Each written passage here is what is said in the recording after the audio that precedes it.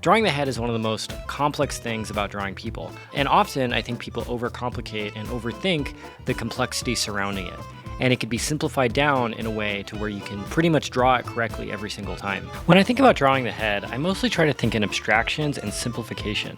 So I usually start with something like a cranium, and then I add a triangle to it to indicate the first initial direction and position of the head. And the benefit of this strategy is it lets you focus on that initial circle, which is inherently pretty easy to draw, and then that triangle shape will determine where things can go. And thinking of that way, it really does give you a good base to go and start adding features from. I think in general, when you start to think in abstractions and simple shapes, the idea of drawing the head gets actually relatively straightforward. Whenever I'm generally moving towards making mistakes, it's because I'm overcomplicating my portraits with too much contour or too much likeness. And you can get really far with drawing successful heads without even really worrying about thirds or proportion or any of that kind of stuff. The more that you simplify everything down, the easier it is to draw through and add continuity throughout your whole drawing. And all of this stuff is like very much based off your opinion and your taste on what looks cool and what doesn't look cool.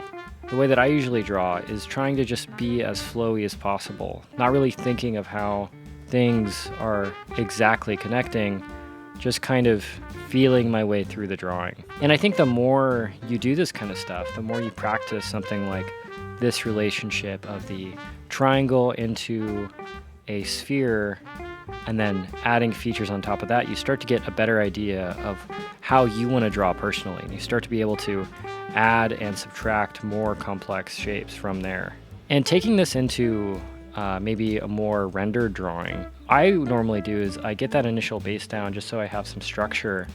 And then I would do something like go through, throw back the opacity on it, and draw on top to draw through to emphasize some of the more rough shapes that I threw down at the very beginning. Thinking this way really lets you break down things first and understand them on a more gestural and structural level, and then go back through and start to break things down in a more like stylistic way, where you're paying more attention to line weight and line quality and maybe some of the storytelling of it. Practically, even when you're drawing from life, you have all of the things in front of you, but you're still interpreting tons of different things. And you're thinking of things logically as well, like more objectively than you are emotionally in some ways. You're reacting to shapes like, how do I shade a sphere?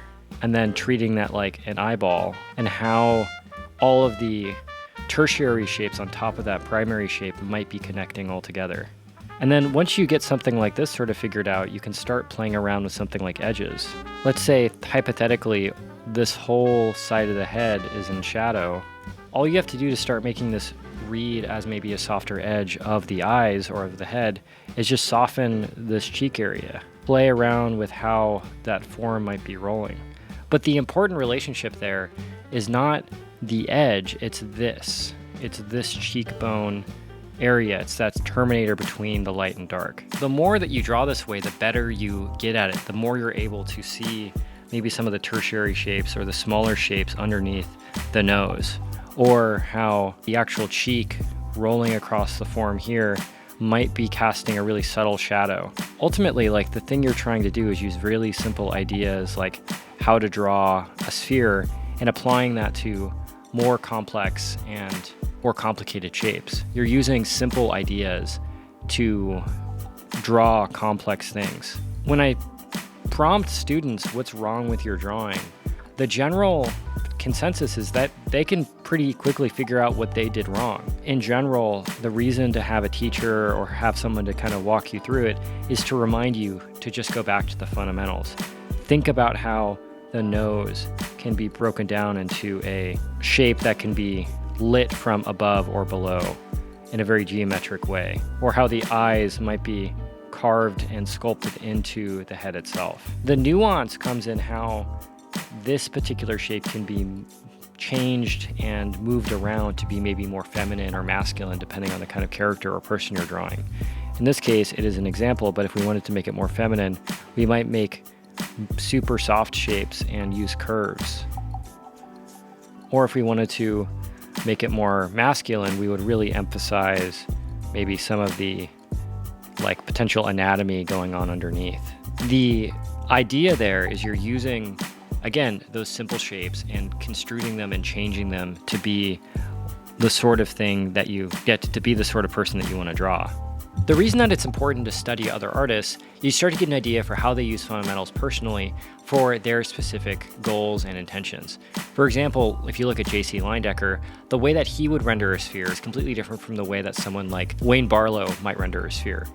Their subject matter is entirely different, but they're using a lot of the same tools to create crazy different worlds. I think compositionally as well, Leyendecker might rely more on some of the like Riley abstraction, figurative type stuff, whereas Wayne Barlow relies on, I guess, more abstract 2D shapes. But it always goes back to how the fundamental shapes can be connected and used for everything else.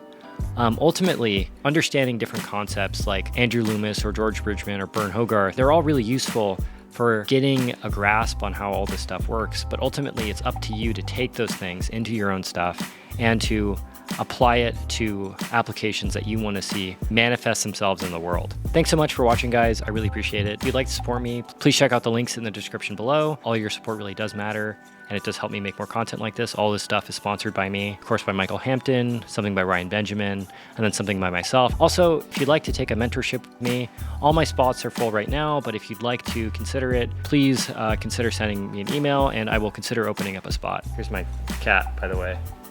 I made a video with my gesture drawing course.